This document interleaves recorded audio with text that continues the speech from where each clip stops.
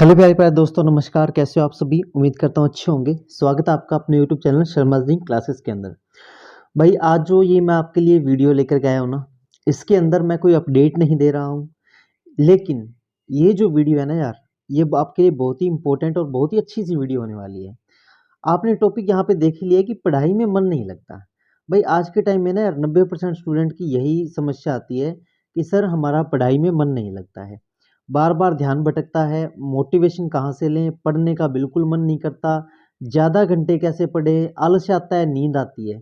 यही पॉइंट होते हैं ना मेन, आपके यही पॉइंट होते हैं। क्योंकि मैं भी जैसे डे बाय डे स्टूडेंट्स के साथ बात करता रहता हूँ, तो मेरे पास भी है ना यार ऐसे ही आते हैं डाउट कि सर आलस आ रहा है, पढ़ने का मन नहीं कर रहा है, कहाँ से पढ़ें, अब क्या करें, अब कहाँ जाएँ? तो यार उसी को लेकर के आपके मन में क्या रहती है, कन्फ्यूज़न रहती है और आप मतलब ऐसे मायूस होकर के किताब खोल कर के बैठे रहते हो, ठीक है? तो इन्हीं पॉइंट्स को कवर करने के लिए मैं ये वीडियो बना रहा हूँ। वीडियो को लास्ट तक देखना है। आपके जो सारे पॉइंट है ना, जितने भी आपके पॉइंट है, सारे के सारे बिल्कुल आराम-आराम से बता कर के क्लियर कर दूँगा। बस आपको क्या करना है, ध्यान से वीडियो को देखना है, गहनता से आपको सोचना और समझना है, जो मैं आपको बता रहा हूँ। तो चलिए दोस्तों वीडियो को स्टार्ट करते हैं। यार सबसे पहले एक कॉन्सेप्ट आप समझो जो मैंने यहाँ पे लिखा है, स्टडी, पढ़ाई, तपस्या। ऐसा मैंने क्यों लिखा है? देखो दोस्तों यार, जो स्टडी होती है ना, स्टडी एक तपस्या की तरह है। तपस्या मैंने इसको क्यों कहा है वो आप ध्यान से देखिए। वो इसलिए कहा है कि जैसे तपस्या करते समय एक साधु को, ठीक है, एक साधु को, ऋषि मुनि को बैठे रहना पड़ता है। वो क्या करता है, वो पूरी पूरी दुनियादारी को भूल करके सिर्फ डेडिकेटेड रहता है किसकी तरफ, अपनी तपस्या की तरफ। उसी तरह से ना यार दोस्त, आपको अपनी स्टडी के लिए डेडिकेशन लाने पड़ेंगे। आपको अपनी स्टडी के लिए अपने आप को मोटिवेट रखना पड़ेगा। मोटिवेट कैसे रखना है वो भी मैं आपको आगे बताऊंगा। अब देखो कि स्टडी जो है वो एक तपस्या है, इसलिए मैंने लिखा है क्योंकि जैसे तपस्या आसान नहीं होती, तपस्या आसान नहीं होती, वैसे स्टडी भी आसान नहीं होती मेरे दोस्तों, ठीक है? क्योंकि देखो स्टडी करना हर किसी के बस की बात नहीं है। मैं ये नहीं कहता कि स्टडी करना काफ़ी इम्पॉसिबल है, लेकिन अच्छे से स्टडी करना हर किसी के बस की बात नहीं है। डेडिकेटली स्टडी वही करता है जो अपने अंदर की मोटिवेशन की ज्वाला को जलाए रखता है, ठीक है? तो स्टडी तपस्या इसलिए मैंने यहाँ पे लिखा है। उसके बाद हम बात करते हैं कि ज़्यादा देर तक पढ़ाई नहीं होती है। अब इसमें आपका जो है डाउट आता है कि सर हमारे से ज़्यादा देर तक पढ़ाई नहीं होती है। भाई आपको कौन कहता है कि 12 घंटे लगातार पढ़ो? आपको कौन कहता है? आपको कौन कहता है कि 8 घंटे लगातार पढ़ो? कोई नहीं कहता। आप शेड्यूल कैसे बनाते, कौन बनाता है शेड्यूल आपके पढ़ने के? आपके शेड्यूल आपका पड़ोसी बनाता है? नहीं। तो भाई कौन बनाता है? सर जी हम तो अपने शेड्यूल सेल्फ बनाते हैं, यानी कि हम खुद ही शेड्यूल बनाते हैं। तो भाई जब सेल्फ आप शेड्यूल बना रहे हो ना, तो अपने आपको क्या करना है, आप सबसे पहले यार जब भी आप स्टडी करने बैठते हो ना मेरे दोस्तों, तो यार सबसे पहले ना सेल्फ एग्जामिनेशन करो। ध्यान से सुनना, सेल्फ एग्जामिन करो अपने आप को। सेल्फ एग्जामिन का क्या मतलब है? अपने आप को पढ़ो, अपने आप से पूछो कि आप कितनी देर तक बैठ करके लगातार उसके अंदर स्टडी कर सकते हो, ठीक है? यानी कि सेल्फ एग्जामिन का क्या मतलब है कि खुद का खुद पे एनालिसिस करना, ठीक है? एनालिसिस किसका? खुद का खुद पे, कि आपके अंदर उसकी क्या कैपेसिटी है, आप उसको कितना आउटपुट दे सकते हो, किसको? स्टडी को, ठीक है? उसके हिसाब से फिर अपना स्टडी प्लान बनाओ। अब लोग क्या करते हैं कि मान लो कि 8 से 10 घंटे का स्टडी प्लान बना लिया, ठीक है? उसके बाद भाई वो जो मोटिवेशन डाउन होता है ना, वो यहीं से होता है। 8 से 10 घंटे का प्लान बना लिया, उसके बाद पढ़े सिर्फ 2 घंटे, तो उनका दिमाग जो है ना वो कैलकुलेशन करने लग जाता है। क्या कैलकुलेशन करेगा कि 8 से 10 के अंदर हमने सिर्फ यूटिलाइज़ किए इसके 2 घंटे, तो हमारे जो है मान लो 8 घंटे का अगर शेड्यूल था तो 2 घंटे यूटिलाइज़ होकर के सिर्फ उसके अंदर बचेंगे हमारे 6 घंटे। ठीक है ना? तो इसलिए दिमाग क्या करता है, डिमोटिवेट होना स्टार्ट कर देता है कि 6 घंटे मेरे व्यर्थ गए। अब 1 दिन के 6 घंटे का मतलब आप समझते हो? 1 दिन के 6 घंटे तो महीने के कितने हो गए दोस्तों? 180 घंटे हो गए। महीने के 180 घंटे 1 महीने के इतने व्यर्थ गए। ठीक है ना? तो इस तरह से क्या है, दिमाग फिर डिमोटिवेट होना स्टार्ट कर देता है। तो सबसे पहले आप अपने अंदर की कैपेसिटी को, आप अपने अंदर की क्षमता को पहचानो कि मैं कितनी देर तक लगातार पढ़ सकता हूँ या पढ़ सकती हूँ। जैसे मान लो कि किसी की कैपेसिटी होती है, वो 3 घंटे बिना उठे पढ़ सकता है, कोई 7 घंटे भी पढ़ सकता है। ज़रूरी नहीं है कि अब ये 3 घंटे वाला इसके बराबर की रीस करे, नहीं। इसकी कैपेसिटी अलग है, इसकी कैपेसिटी अलग है। हो सकता है कि जीके इसको लेट याद होता हो सकता है जीके ये 15 मिनट में याद कर देता हो सकता है इसका मैथ अच्छा हो, इसका मैथ वीक हो, ठीक है ना। तो इस तरह से क्या है कि अपने हिसाब से उसका शेड्यूल बनाओगे ना तो डिमोटिवेशन आपका नहीं होगा। और आप ज़्यादा देर तक पढ़ाई नहीं करनी तो कोई नहीं, थोड़ा थोड़ा रिलैक्सेबल ब्रेक ले लो यार, बीच में पढ़ाई के रिलैक्सेबल ब्रेक ले लो। रिलैक्सेबल ब्रेक का क्या मतलब है कि जैसे मान लो कि 2 घंटे पढ़े, उसके बाद 15 मिनट हम कहीं घूमने चले गए, 15 मिनट घूमने चले गए, लेकिन जब हम घूम रहे हैं तब हमारे दिमाग में क्या चलना चाहिए, ये चलना चाहिए कि मैं जो पढ़ के आया हूँ वो मुझे कितना याद है। अपने दिमाग में उसके बारे में कैलकुलेशंस चलनी चाहिए, ठीक है। उसके बाद दोस्तों हम बात करते हैं कि आलस्य आता है जी, बहुत दूर ज़्यादा पढ़ लेते हैं तो आलस्य आता है। सबसे पहली बात तो दोस्तों आलस्य जो है ना वो यार वो डिपेंड करता है आपकी स्टडी पोजीशन के ऊपर। किसके ऊपर डिपेंड करता है? आपकी स्टडी पोजीशन के ऊपर। तो सर स्टडी पोजीशन क्या होती है? भाई स्टडी पोजीशन ये होती है, मान लो या तो आप टेबल चेयर लेकर के उस पे बैठ के एकाग्रता से पढ़ रहे हैं तो इतना आलस्य नहीं आएगा। अब लोग क्या करते हैं, मान लो बढ़िया बेड बिछाया, पलंग अपना लगाया, उसके ऊपर चद्दर बिछाई और बैठ गए। उसके ऊपर पढ़ेंगे, थोड़ी देर बैठे रहेंगे और जैसे ही आधा घंटा होगा या 40 मिनट होंगे, ठीक है, वो क्या करते हैं धीरे धीरे धीरे धीरे लेटना स्टार्ट कर देते हैं। बेड के ऊपर फिर लेटेंगे, उससे क्या होता है कि जो बॉडी होती है ना वो रिलैक्स पोजीशन में आ जाती है। और जैसे ही बॉडी रिलैक्स पोजीशन में आती है वो कमांड देती है माइंड को, वो संदेश पहुंचाती है माइंड के पास कि अब हम रिलैक्स मोड में हैं। और जैसे ही माइंड को पता लगता है कि हाँ अब तो ये हमारे मनुष्य जी जो है रिलैक्स मोड में है, तो उस वो क्या है आलस्य जनरेट करना स्टार्ट कर देता है, वो लेजीनेस जनरेट करना स्टार्ट कर देता है। तो आपको क्या करना है, आपको अपने बैठने की स्टडी के लिए आपको एक प्रॉपर पोजीशन डिफाइन करनी पड़ेगी। आपको अपने आप को एक प्रॉपर पोजीशन में रखना होगा। जैसे मान लो कई लोग बेड पे बैठ करके अच्छे से बैठ करके चौकड़ी मार करके बढ़िया पढ़ सकते हैं, तो वो उनके अंदर की प्रॉपर पोजीशन है। कई लोग स्ट्रेट टेबल और straight chair, hard table hard chair रखते हैं। जैसे मैंने देखा है कई लोग है ना लकड़ी की कुर्सी और लकड़ी का टेबल रखते हैं। वुडन चेयर इसलिए रखते हैं कि अगर हम सॉफ्ट सोफे टाइप की चेयर रखेंगे तो उस पर नींद आएगी। तो वो उनका स्टडी प्रॉपर पोजीशन है। तो इस तरह से आपको क्या करना है, अपने स्टडी पोजीशन को पहचानना है कि आपको कहाँ पे रिलैक्स मोड में आपको बिल्कुल भी स्टडी नहीं करनी है। रिलैक्स मोड में करोगे आलस्य आना पक्का है। अगर आप मान लो प्रॉपर पोजीशन में अगर 2 घंटे पढ़ सकते हो ना आप, तो रिलैक्स मोड में वही 2 घंटे आपके आधे घंटे में कन्वर्ट हो जाएगा और आपको पता भी नहीं लगेगा। तो मेन आलस्य का जो रीजन है ना यार वो आपके अंदर है।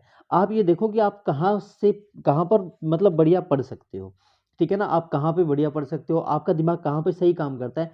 और उसके बाद भी जैसे मान लो आप 3 घंटे पढ़ लिए, उसके बाद आलस्य आता है, थोड़ी देर ब्रेक ले लो ना यार। जरूरी है कि आपको चौथा घंटा भी लगातार अपने दिमाग के साथ धक्का करके पढ़ना है? नहीं पढ़ना। 3 घंटे बाद ब्रेक ले लो आधे घंटे का। उसके बाद जब आप रिफ्रेशमेंट लेकर के आएंगे, मान लो इधर उधर घूम लिए, चाय पी ली, कोल्ड ड्रिंक पी लिया, रिफ्रेशमेंट कर लिया, फैमिली वालों से बात कर ली, ये कर लिया वो कर लिया, दोस्तों थोड़ी देर गप्पे लड़ा ली, उसके बाद जब आप दोबारा से रीस्टडी में बैठोगे ना यार, तो आपका मन लगेगा और आपका माइंड फ्रेश हुआ होगा तो वो जल्दी जल्दी लर्न करेगा। दिमाग आपका जितना रिफ्रेश रहेगा वो उतना ही जल्दी कैपेबल होगा लर्न करने के लिए, यानी कि नई चीजों को सीखने के लिए, ठीक है। तो ये आप आलस्य जो आता है वो आप खुद दूर कर सकते हो अपनी स्टडी पोजीशंस को डिफाइन करके। उसके बाद वो समय कैसे चुने, भाई सर समय हम कैसे चुने, हमें समय का नहीं पता है। तो दोस्तों देखो, समय दो ही होते हैं, दिन या फिर रात। अब भाई उसके अंदर क्या होता है, उसके अंदर मैं आपको बताता हूँ कि कई लोगों की ना कैपेसिटी होती है कि वो रात को 2 बजे तक भी जग सकते हैं। जैसे मेरी, मैं आपको बताता हूँ मेरा पर्सनल एक्सपीरियंस। मेरा ऐसा रहा है कि मैं 2 बजे तक भी स्टडी कर सकता हूँ, मैं मन आ गया तो 3 बजे तक भी स्टडी कर सकता हूँ, ठीक है। और मन हो गया तो 4 बजे तक भी स्टडी कर सकता हूँ, क्योंकि मेरा दिमाग क्या कहता है कि उस समय तक हम लोग चीज़ों को ऑब्जर्व कर सकते हैं, चीज़ों को सीख सकते हैं। अब कई लोगों की आदत होती है, जैसे कि मेरे भी काफ़ी फ्रेंड्स रहे हैं जिनकी आदत होती थी रात को 9 बजे ही सो जाना, क्योंकि 9 से जब 10 बजते हैं ना तो उनका दिमाग ऑटोमेटिकली सुप्त अवस्था में चला जाता है, यानी कि वो सोने के कगार पे होते हैं। तो जब आप ऐसे लोगों को 11 बजे तक बोलोगे कि भाई आज करंट अफेयर पढ़ेंगे या फिर आप आज अपने जीके पढ़ेंगे, तो वो लोग नहीं पढ़ पाएंगे। हाँ, आपके बराबर बैठे रहेंगे बुक लेकर के, लेकिन उनका जो दिमाग है वो उतना एफिशिएंटली काम नहीं कर पाएगा।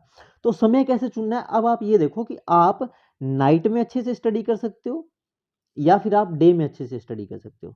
जैसे कि सिंपल एग्जांपल, जैसे कि कई लोग होते हैं कि रात को मान लो कि 8 से 12 बजे तक रात को अच्छे से पढ़ते हैं और सुबह 9 बजे तक सो सकते हैं, ठीक है ना।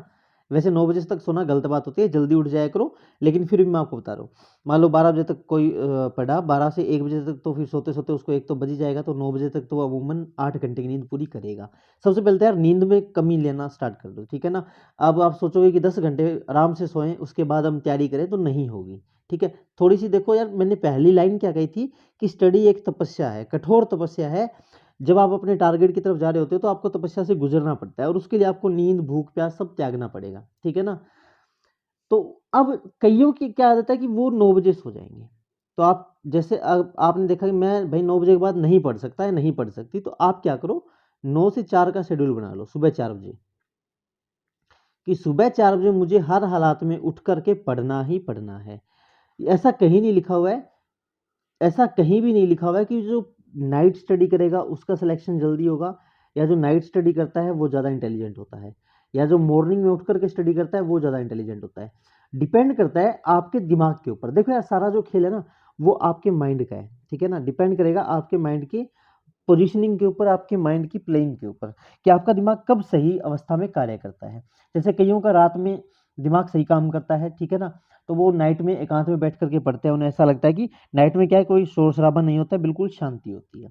कइयों को ऐसा लगता है कि सुबह-सुबह मॉर्निंग में उठ कर के मॉर्निंग वॉक करने के बाद जो पढ़ते हैं वो ज़्यादा बेटर होता है, तो वो आप अपने हिसाब से चुन सकते हो। देखो यार, सिंपल सी बात, एक बात तो आपको है ना, मोटी-मोटी बात ये है कि सेल्फ एनालिसिस बहुत ही ज़्यादा ज़रूरी है। मैं आपको बार-बार यही कहता हूँ, जब तक आप अपने आप को एनालाइज़ नहीं करोगे ना, तो दुनिया की कोई भी ताकत आपको चेंज होने से नहीं रोक सकती है। ठीक है ना? दुनिया की कोई भी ताकत ऐसी नहीं है जो आपके अंदर कोई चेंज ला देगी, जब तक आप अपने आप को एनालाइज़ नहीं करोगे। क्योंकि सारा खेल आपके दिमाग का है और आपके शरीर का है। देखो, आपका शरीर दूसरे के शरीर से बिल्कुल अलग है। बिल्कुल अलग का मतलब क्या है कि आपकी कैपेसिटी हो सकता है उसकी कैपेसिटी से अलग हो। आपको 15 मिनट में मैथ के क्वेश्चंस मैथ के फ़ॉर्मूलाज़ याद हो जाते हैं, जबकि हिस्ट्री की जो डेट्स है वो उस बंदे को 20 मिनट में याद हो जाती है। आप हिस्ट्री की डेट याद नहीं कर सकते, ये मैथ के फ़ॉर्मूले याद नहीं कर सकता। तो होगी ना डिसिमिलरिटीज़। हर जगह विभिन्नता है। आपने बायोलॉजी में रूल भी पढ़ा होगा, बायोडायवर्सिटी। रूल पढ़ा होगा आपने, बायोडायवर्सिटी। यानी कि जितने भी जीव होते हैं उनके अंदर कोई ना कोई डाइवर्सिटी यानी कि विभिन्नता होती है। जिसे हम हिंदी में क्या पढ़ते थे? जिसे हम हिंदी में पढ़ते थे जैव विविधता। आपने पढ़ा भी होगा ये टॉपिक, जैव विविधता। यानी कि हर किसी जीव के अंदर एक डिफरेंशिएबिलिटी होती है, एक विविधता होती है, एक विभिन्नता होती है, ठीक है? तो उस हिसाब से अपने आप को सेल्फ एनालाइज़ करो, किसी को के साथ भी कंपेयर मत करो कि यार वो मेरा दोस्त इतने बजे पढ़ रहा है, वो मेरा दोस्त अब ये पढ़ रहा है, अब वो पढ़ रहा है, ऐसा नहीं करना है, ठीक है? समझ रहे हो ना आप लोग जो मैं आपको पॉइंट बता रहा हूँ? उसके बाद भाई मोटिवेशन कहाँ से लाएँ? हाँ, ये सबसे बड़ा पॉइंट होता है बच्चों का कि सर मोटिवेशन कहाँ से लेकर के आएँ? हमारे पास जी मोटिवेशन नहीं रहता, तो मोटिवेशन हम कहाँ से लेकर के आएँ? यार एक बात बताओ, सिंपल सी बात मैं आपसे पूछता हूँ, आपको अपनी फैमिली को कहाँ रखना है? आपको अपनी फैमिली को कहाँ रखना है? लोअर लेवल पे या हायर लेवल पे? अगर आपको कोई कहे कि तेरी जॉब से या तेरी स्टडी से तेरा नॉलेज बढ़ेगा और तेरी फैमिली की एक अलग पहचान बनेगी, तो आप लोग क्या चाहोगे कि आपको मोटिवेशन की आवश्यकता है? यार सबसे पहले तो आप है ना ये देख लो कि जो मोटिवेशन होता है ना, जो मोटिवेशन होता है, वो हमारे अंदर ही होता है। मोटिवेशन कभी भी बाहर से नहीं आता है। आपको क्या लगता है कि आप किसी भी मोटिवेटर की वीडियो देख लोगे, हाँ, वो होता है बनावटी मोटिवेशन, आ जाता है, लेकिन वो गारंटी के साथ आप लिखा लो 30 मिनट से ज़्यादा नहीं रहता है वो मोटिवेशन। या फिर हद मार के किसी का ज़्यादा कैपेसिटी है तो 1 दिन तक रहेगा, 1 दिन के बाद वही घोड़े वही मैदान। लेकिन जिसको अपनी फैमिली की कंडीशन पता है ना यार, उसको पता है कि मोटिवेशन क्या होता है। उसको पता है कि मोटिवेशन क्या होता है और उसकी स्टडी से उसके परिवार को क्या फ़ायदा होगा और उसके परिवार की कितनी हालात सुधरेंगे, वो सबसे बड़ा मोटिवेशन होता है। ठीक है ना? जैसे मैंने मतलब कई बच्चे ऐसे देखे हैं, मतलब उनको ना कोई मोटिवेशन की लोड़ नहीं है। वो जानते नहीं है कि मोटिवेशन होता क्या है, क्योंकि उसके अंदर सेल्फ जनरेटेड मोटिवेशन है। क्यों? पिता बेहद गरीब और क्या कर रहा है? मज़दूरी कर रहा है। माँ क्या कर रही है? लोगों के घरों में बर्तन साफ कर रही है। तो वो बंदा पता है क्या करता है? मान लो उनकी इनकी जो संतान है वो क्या करती है? सेल्फ मोटिवेटेड रहती है। उसको पता है कि अगर मेरे पिता की मज़दूरी छुड़वानी है और अगर मैं चाहता हूँ कि मेरी माँ घरों में जाकर के जूठे बर्तन ना धोए किसी के भी और किसी के ताने ना सहन करे, तो मुझे अपनी फैमिली का जो लेवल है ना वो लेकर के जाना पड़ेगा कहीं अलग स्टैंडर्ड के ऊपर। और अब इस लेवल को ऊपर उठाने के लिए क्या करनी पड़ेगी, मेहनत करनी पड़ेगी। तो वो जो है ना, वो उसके अंदर की ज्वाला होती है यार। और जो ज्वाला होती है ना मेरे दोस्तों, वो लाइफ टाइम रहती है। अंदर की ज्वाला जो होती है ना, वो लाइफ टाइम रहती है, बजाय इसके कि आपको मोटिवेशन मिले। हर मतलब कि देखिए यार, मोटिवेशन के आप 20 वीडियो देख लोगे, 50 देख लोगे, 100 देख लोगे, कब तक वीडियो देख देख के आप मोटिवेशन लेते रहोगे? ये फिर है ना, एक मतलब एक डोज की टाइप हो जाएगा कि जब तक आप वीडियो नहीं देखोगे आपको मोटिवेशन नहीं मिलेगा। तो इसका मतलब ये हुआ कि आपको हर एक सब्जेक्ट पढ़ने के लिए आपको एक वीडियो चाहिएगी मोटिवेशन की, ठीक है ना? तो वही है जो मैंने आपको पॉइंट्स बताया ना, कि सेल्फ एनालिसिस करो कि आप ऐसा क्यों कर रहे हो और आपको ऐसा करने से क्या बेनिफिट और क्या नुकसान हो सकते हैं, ठीक है ना? तो मोटिवेशन दोस्तों, मैं आपको यही कहूंगा कि मोटिवेशन कहाँ से लाएं? अंदर से लेके आए। किसके अंदर से? अपने खुद के अंदर से लेकर के आए। आप अपने आप को एनालाइज करो। देखो यार, कोई तो वजह होती है ना, हम खाना खाते हैं, क्या वजह है उसकी? कि हमें भूख लगी हुई है। तो उसी तरह से अगर आप तैयारी कर रहे हो, मान लो कोई बंदा कहता है कि सर मैं पुलिस कांस्टेबल की तैयारी कर रहा हूँ, या मैं कोई इनकम टैक्स की तैयारी कर रहा हूँ, या मैं डॉक्टर या इंजीनियर बनने की तैयारी कर रहा हूँ, या मैं कोई आर्मी में जाने की तैयारी कर रहा हूँ, या अन्य चीज़, या फिर कि मैं बिजनेस करने की तैयारी कर रहा हूँ। तो ऐसा क्यों कर रहे हो आप? क्योंकि आपके पास एक कोई तो रीज़न होगा ना, कि अगर मैं नौकरी लगूँगा, घर में 2 पैसे आएँगे, मेरा स्टैंडर्ड बनेगा, मेरी फैमिली का स्टैंडर्ड थोड़ा हाई होगा, तो उस वजह के लिए पढ़ना है आपको। तो उस वजह के लिए जब आप पढ़ोगे ना, तो आपको ये क्वेश्चन ही जनरेट नहीं होगा दिमाग में कि मोटिवेशन कहाँ से लेकर के आएँ, ठीक है ना मेरे दोस्त?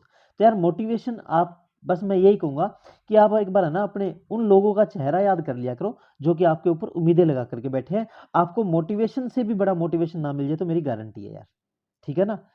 हमेशा अपने घर की गरीबी, घर की टूटी दीवारें, छतों से टपकता पानी अगर किसी का है, ठीक है ना?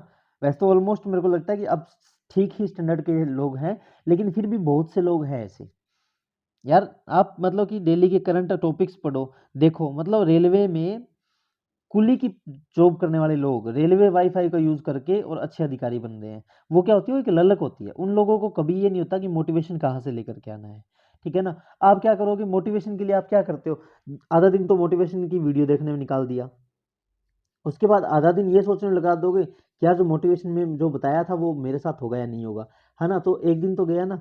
तो वही एक दिन वो लोग क्या करते हैं, वो उसको यूटिलाइज करते हैं, खुद की प्लानिंग बनाते हैं। उन लोगों का कोई नाता नहीं है वीडियो देखने से कि मोटिवेशन कहाँ से आएगा, ये कहाँ से आएगा, वो कहाँ से आएगा। हाँ, हुआ कभी कभी कभार एक आधी बार उन्होंने देख लिया तो देख लिया, ठीक है ना? तो यार इन सब बातों का ना ध्यान रखना यार।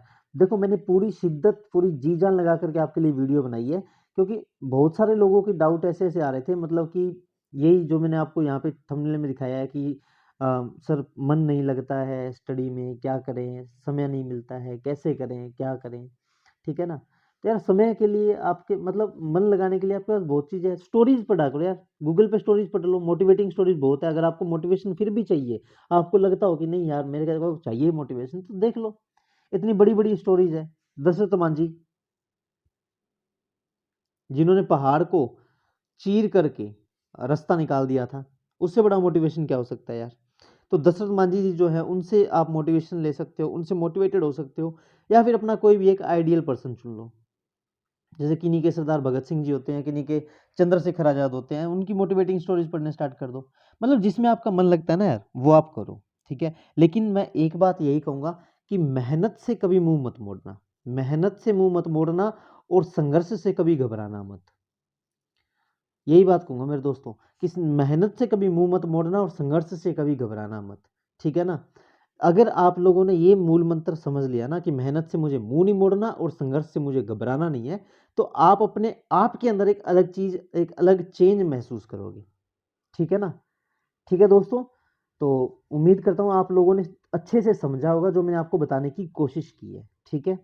तो अगर यदि यार आप लोगों को अच्छा लगा हो ये सेशन, तो लाइक ज़रूर से कर देना, और यार अपना एक प्यारा सा कमेंट कमेंट सेक्शन में ज़रूर ड्रॉप कर देना। इसके अलावा दोस्तों इस सेशन को ज़रूर से ज़रूर ज़्यादा से ज़्यादा लोगों तक शेयर करो, और जो लोग चैनल पे नए हैं वो चैनल को सब्सक्राइब करके बेल आइकन को दबा लो, ताकि यार ऐसी ही बढ़िया-बढ़िया वीडियोज़ मैं आपके लिए लाता रहूँ और आप लोगों को सक्सेस की राह पे चलाता रहूँ। क्लियर है दोस्तों? तो ठीक है प्यारे दोस्तों, नेक्स्ट वीडियो में मिलते हैं। उम्मीद करता हूँ नेक्स्ट वीडियो में हम जब भी मिलेंगे आप पूरे डेडिकेटेड होगे अपने करियर के रिगार्डिंग और अपने टारगेट गोल के रिगार्डिंग। ठीक है दोस्तों, मिलते हैं नेक्स्ट वीडियो में, तब तक के लिए बाय बाय, टेक केयर, जय हिंद, जय भारत, लव यू ऑल।